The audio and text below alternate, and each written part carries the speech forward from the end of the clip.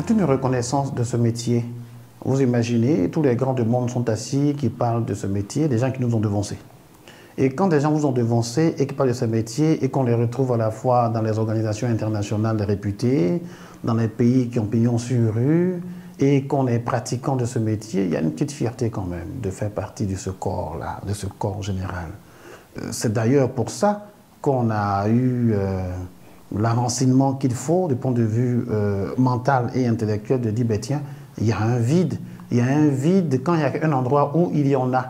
Et c'est ce vide ici, autour de nous, en notre époque jeune, on se dit, ben tiens, et si on faisait quelque chose à cette image-là?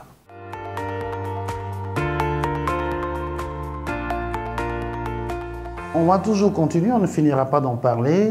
Le métier de traduction ou l'activité de traduction, c'est purement écrit. Je vais faire très simple. Le traducteur, il travaille à l'écrit.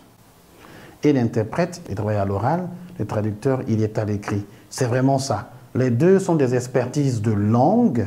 La traduction un peu plus linguistique, l'interprétation, c'est le traducteur qui traduit à l'oral, on va dire ça comme ça, avec des outils modernes aujourd'hui, y compris de la com.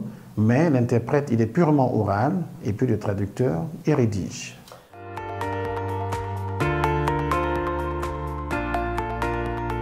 Écoutez, nous sommes dans une période où l'humanité tout entière connaît un développement rapide à la fois en information, en technologie. On a donc un contexte très invasif, très invasif.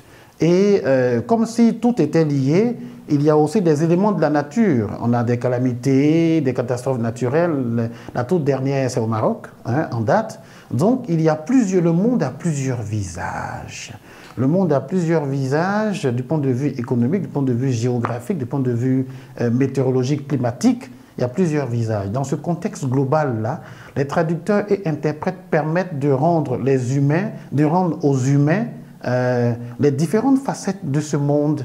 Vous savez, prenons le cas du Maroc. Les secouristes et les humanitaires qui sont allés au Maroc, qui parlaient par exemple le français, ont rencontré des victimes qui sont arabes. Donc il faut que la traduction révèle le visage de ces humains qui ont besoin d'autres humains.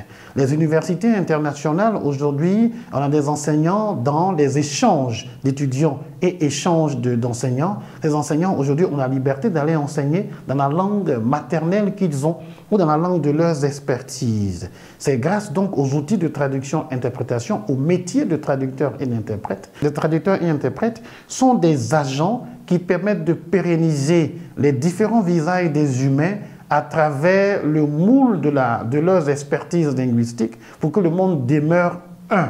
Voilà les nombreux visages que ce monde a, que tente d'unifier et d'humaniser notre père de métier.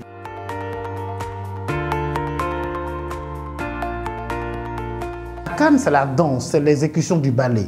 Mais avant que les gens aillent exécuter le ballet, il y a la phase préparatoire qui a commencé depuis. De nombreuses réunions se tiennent et pour que les gens s'entendent, pour que la sécurité travaille, pour que la communication travaille, pour que les équipes arrivent et s'installent, il faut bien qu'elles comprennent le français ou qu'on leur fasse comprendre le français pour ceux qui viennent en Côte d'Ivoire et que la Côte d'Ivoire française comprenne ces pays qui sont arabophones, anglophones, j'espère lusophones aussi, pour que tout soit fait du point de vue à la fois purement linguistique, mais juridique, mais sécuritaire, mais économique et tout ça. Donc la Cannes est une foire des traducteurs et interprètes qui sont en collaboration avec les organisateurs d'événements et quelles que soient les expertises qui vont fusionner dans ce domaine-là. C'est vrai qu'il y a de beaux stades, il y a de beaux ponts, il y a des belles voitures de location, mais tout ça, il faut bien qu'on dise deux mots, la bulle, c'est notre travail.